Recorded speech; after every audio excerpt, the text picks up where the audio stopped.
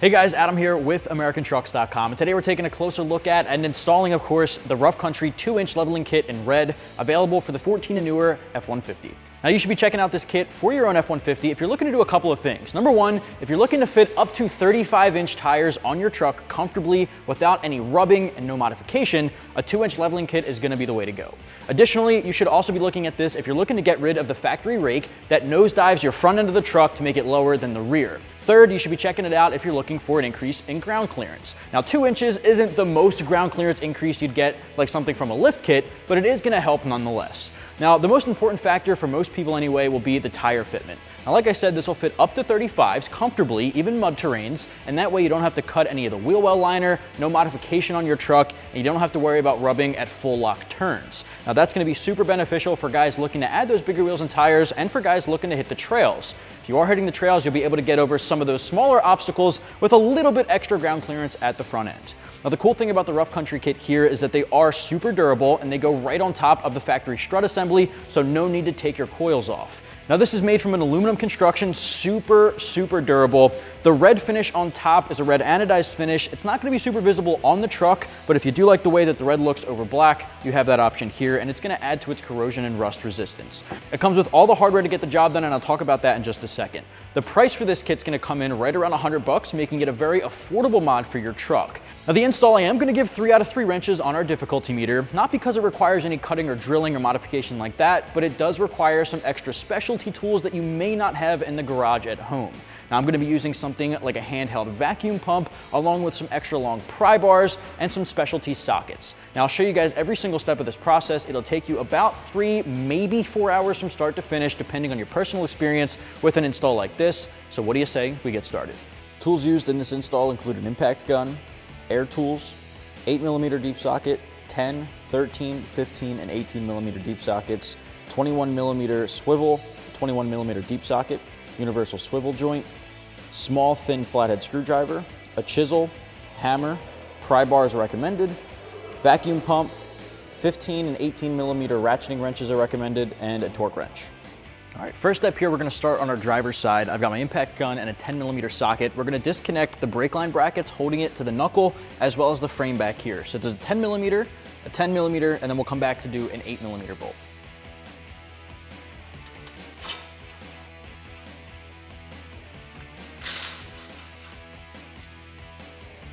All right, once they're disconnected, what I like to do is just take the bolt and put it right back through, just so we don't lose it. All right, so now we can switch over to the 8mm and do the ABS line. All right, and again, I'm just gonna put that screw or bolt right back through so we don't lose it. All right, so now what we're gonna do is get our caliper out of the way, and then our rotor, and then our dust shield. So you're gonna need a 21mm socket. I recommend using a 21mm swivel just because it is gonna be a tight angle. I have an air gun here, a ratchet or an impact gun works just fine, but they are torqued on pretty good, so you might need that extra torque. All right, so we're not removing the caliper bolts up here, we're actually taking the whole bracket off. So we have one 21mm up top and one down low. This top guy first.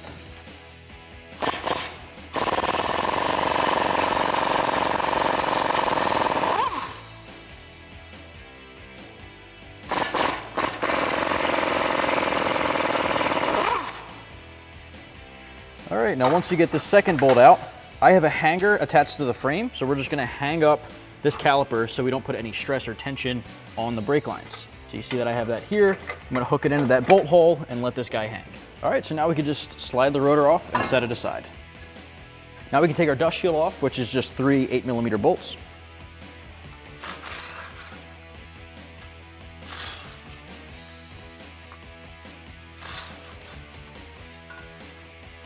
All right, so now we need to take the ABS line off the actual hub. I'm gonna use a 5mm hex socket to get this bolt off.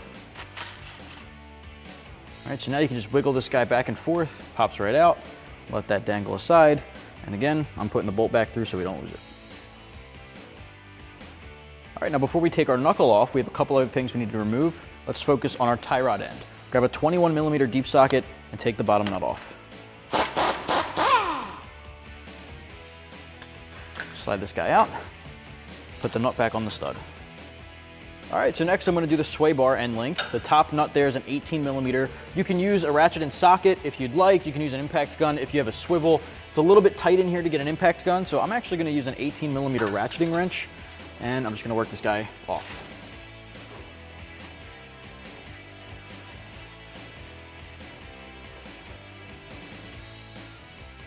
Next up, let's do the upper control arm to the knuckle. This is an 18 millimeter nut. Now I'm gonna use an impact gun and a swivel along with my 18 millimeter deep socket. When I put this guy on, I'm also gonna pull down with a pry bar. That way we can put a little bit more pressure here and prevent this from spinning. All right, so I'm gonna pry down.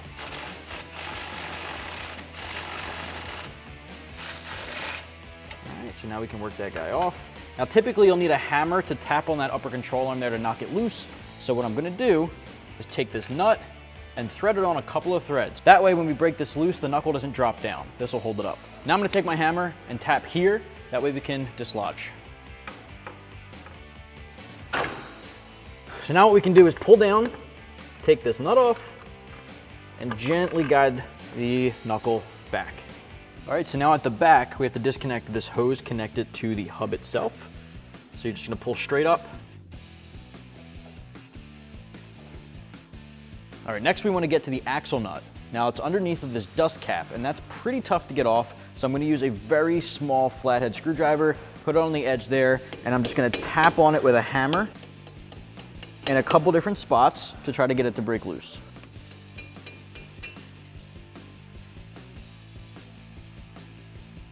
All right, now before we tackle that axle nut, which is a 13 millimeter, we're gonna head down here to the lower control arm to knuckle nut. Now this is another 21, just like our tie rod end. What I'm gonna do is back it all the way back to about 1 or 2 threads. That way it's easy to get off later.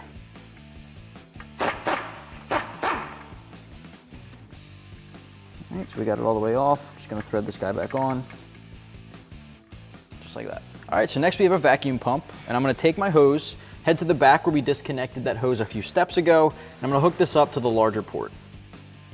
Now what I'm gonna do is pump to 24 inches of vacuum, pull vacuum. All right, so I'm gonna pump this to 24. Just about there. Yes, perfect. At this point, I'm gonna hang this guy up and keep it out of the way for now. Now what we can do is grab our 13 socket and pull this axle nut off.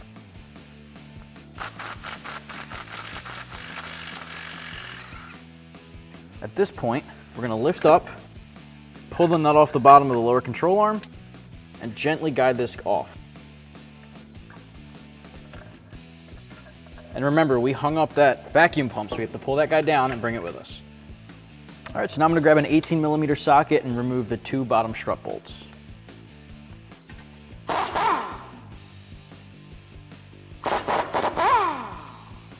So because everything is disconnected, your lower control arm will jolt down a little bit, but we don't have to worry about that just yet. All right, next up we're gonna take an 18 millimeter ratcheting wrench, which I definitely recommend using for this, and we're gonna remove the 3 top strut nuts.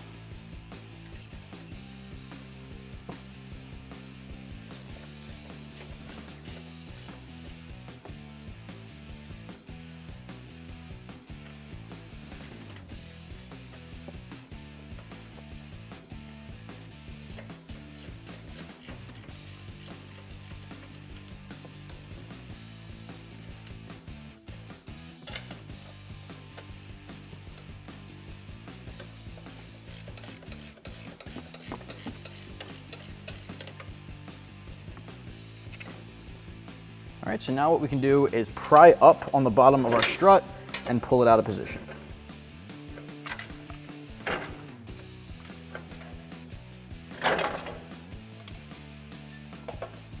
Next up, what we have to do is go back to a table. We have our strut spacer here, and we have these pressed in studs that we need to press in. So this, where you see A and out, this is the top of the spacer from Rough Country. What we're gonna do is flip this guy over, go to these larger holes, and drop our splined bolt through. All right, so we're gonna push that guy through, flip it over, take one of the nuts included in the kit, and thread it on. Now what we have to do is put it on these 2 blocks of wood, which I find to be easier. Put the pressed in stud in the middle. I'm gonna use a chisel and a hammer to hammer this guy in.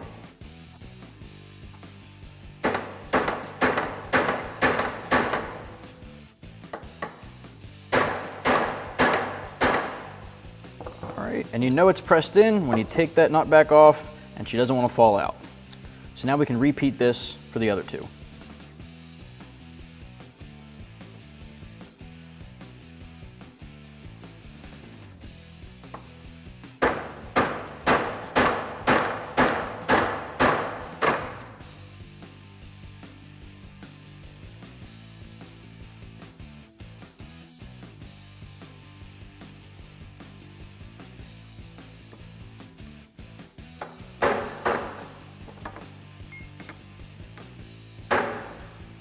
All right, next up we're going to assemble the spacer on top of our factory strut. Now I have some blue Loctite, and I'm going to put a dab on the factory studs that will hold the studs or the strut to the spacer.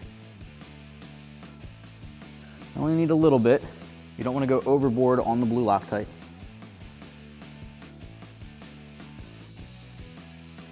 And then what we're going to do is find which way the actual spacer attaches. It only goes on one way.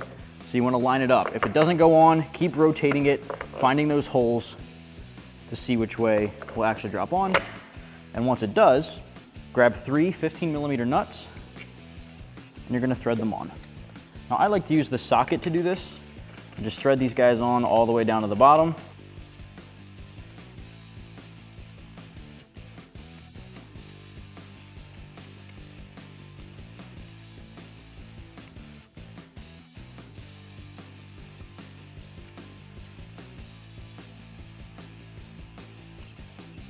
Grab an impact gun and tighten them down.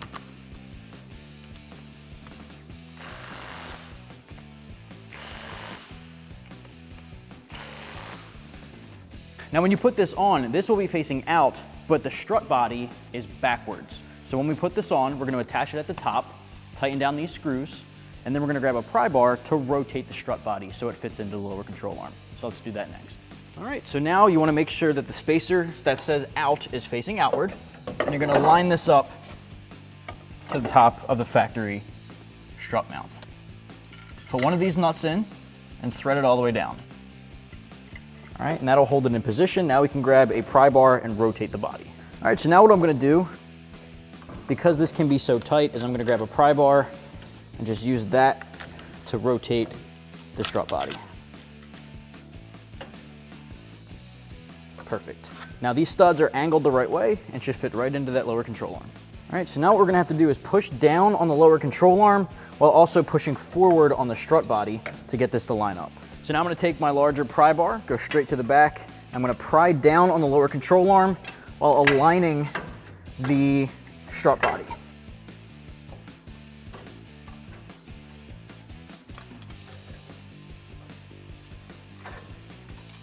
All right, so next up, take your 18mm nuts and we're going to tighten down the bottom of the strut.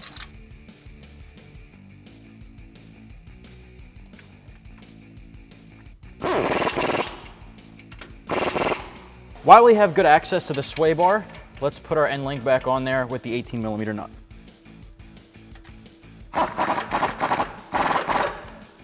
All right, now our next couple of steps are all revolving around putting the knuckle back into place. Now I'm going to use a floor jack. We've lowered our truck down toward the ground. And what I'm going to do is basically pump this up, connecting it to the lower control arm. Now I'm going to slowly compress our spring to raise the lower control arm up.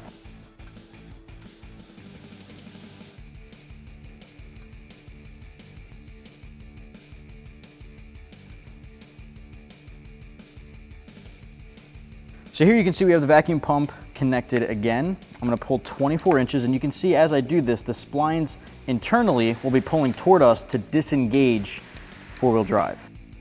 So you can see the pump going toward 24. All right, so now we're going to bring this assembly down, connecting it to that lower control arm while guiding the axle through the middle and lining up those splines.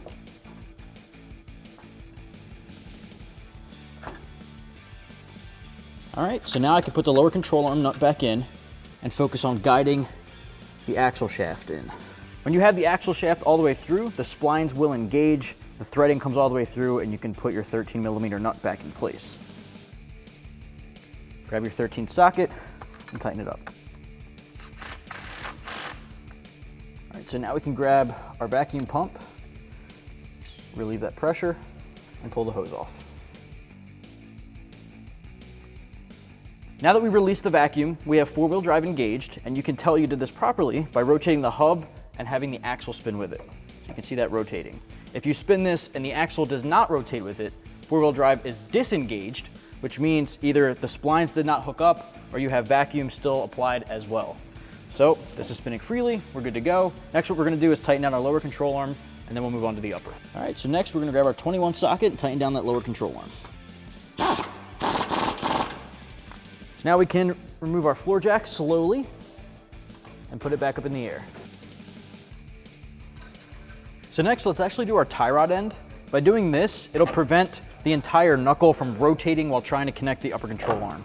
So we're gonna drop this guy into place, put that 21 millimeter nut through, grab our impact gun and tighten it down. All right, so from here, I'm gonna use a pry bar up under one of the coils to pull down on our upper control arm while placing the stud into our knuckle.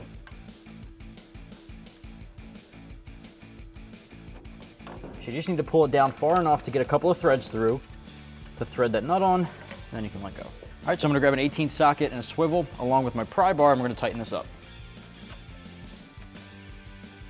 Now, if you take your pry bar and put it back under the coil and pull down, you can put pressure on it to prevent it from spinning.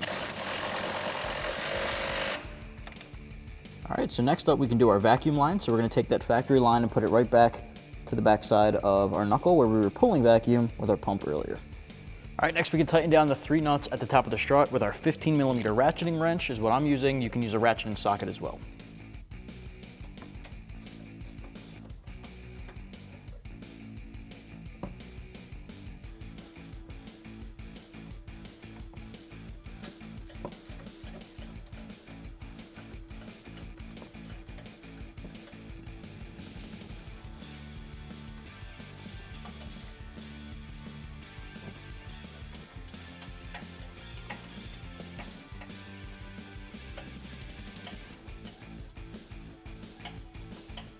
Next, let's reconnect our ABS line to the hub. We're gonna bring that straight across. You're gonna plug it in and put your 5 millimeter hex bolt through. So now I get my hex socket, I'm gonna tighten down this bolt.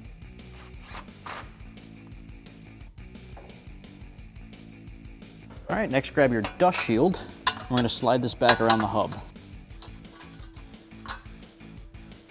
Grab those 8 millimeter bolts and put them back through.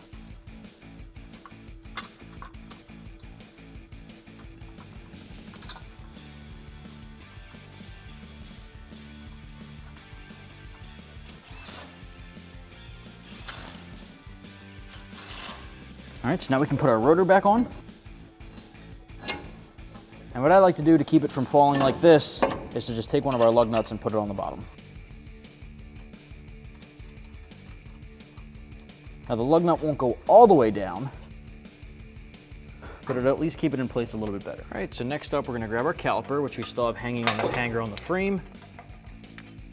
We're gonna feed this back into place. Make sure that your brake pads are seated properly or it'll be difficult, if not impossible, to get back around the rotor.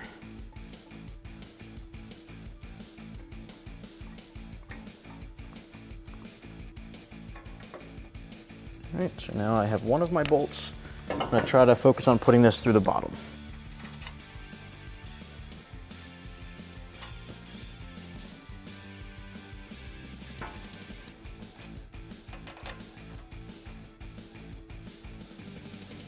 All right, so now I can take my 21 swivel socket and we're gonna tighten these down.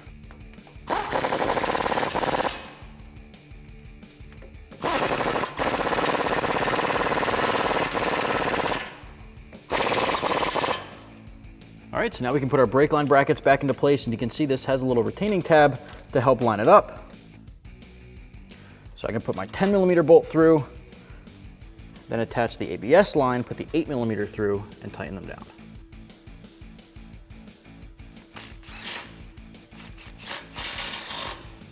All right, now we just do the same thing for the top one.